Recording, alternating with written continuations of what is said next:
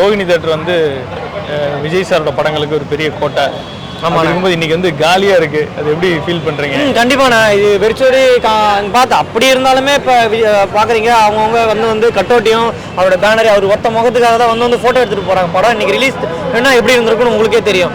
ஆனால் பட் படம் ரிலீஸ் ஆகாது பெரிய ஏமாற்றத்துக்கு எங்களுக்கு ரொம்ப ஒரு டிசப்பாயின்மெண்ட்டாக இருக்குது. பட் இது நீ சொன்னீங்க ஒரு வார்த்தை இப்போ தளபதியோட கோட்டை. பட் நம்ம ஏன் நம்ம நண்பர் அவர் சொல்லுவார் அடிக்கடி அஜித் சார் படமே இங்கே ரோகிணினாலே தளபதி கோட்டை தான் சொல்லுவாங்க. என்னைக்குமே ரெண்டு பேர் அவங்களோட காம்படிஷன் தானே ஹெல்த்தியான காம்படிஷன், ரொம்ப நல்லாயிருக்கும். பட் தலை படமும் வருது 23ஆம் தேதி ரிலீஸ் ஆகுது மகாத்தா. அதுக்கும் வருவோம், நாங்கள் அதுக்கும் சப்போர்ட் பண்ணுவோம்.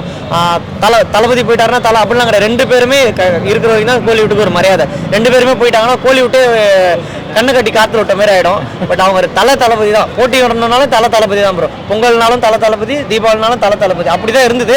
அவங்களோட ரெண்டு பேரோட லெகசியுமே அப்படி தான் ஃபாலோ ஆகிட்டு இருந்தது இது வரைக்குமே. பட் இப்போ வந்து ரெண்டு பேர் படம் அவர் படம் வந்துடும் எப்படி 23ஆம் தேதி ரிலீஸ் படம். அது அவங்க ரைட்ஸ் கொடுத்துரும் நம்மளுக்கு. இப்போ ஜனநாயக நியூ படம்ன்றனால நம்மளுக்கு அது ஒரு இவ்வளோ இஷ்யூ போயிட்டு இருக்கு, சென்சார் இஷ்யூ. எந்த வகையில் நாங்கள் இதை இன்னும் மேல் கொண்டு எடுத்துகிட்டு போகிறோம் நாங்கள் தெரியல. பட் ஏரிங்காக நாங்கள் கண்டிப்பாக வெயிட் பண்ணி தான் ஆகணும்.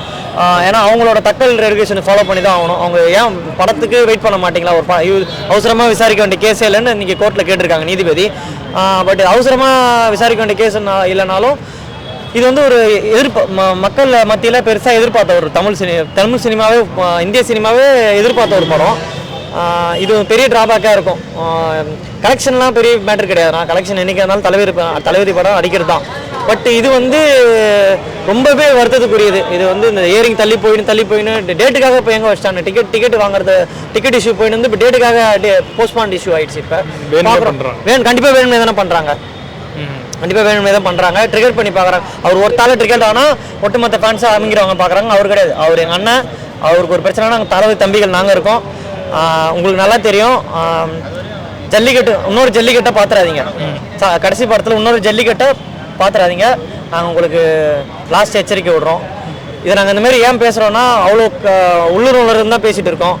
எல்லாருமே வந்து போகிறாங்க கஷ்டப்பட்டு. அவங்க வேலையை விட்டுட்டு தான் அவங்களும் கஷ்டப்பட்டு சம்பாரிச்ச காசுல தான் கட் அவுட் பேனர்லாம் வைக்கிறாங்க. அப்போ அதுவுமே அவங்களுக்கு வச்சது இப்போ வாடகை காசு வரும், சேனல் காசுக்கு வாடகை கொடுக்கணும். அவங்களுக்குமே வாழ்வாதாரம் எல்லாருக்குமே பாதிக்கப்படுது.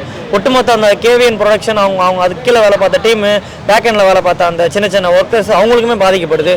இது எந்த வகையில் ஏற்றுக்கக்கூடியதுன்னு தெரியல. அவங்களுக்குமே ஒட்டுமொத்த தமிழ் சினிமாவே இதனால் பாதிக்கப்படுதுன்னு நான் நினைக்கிறேன்.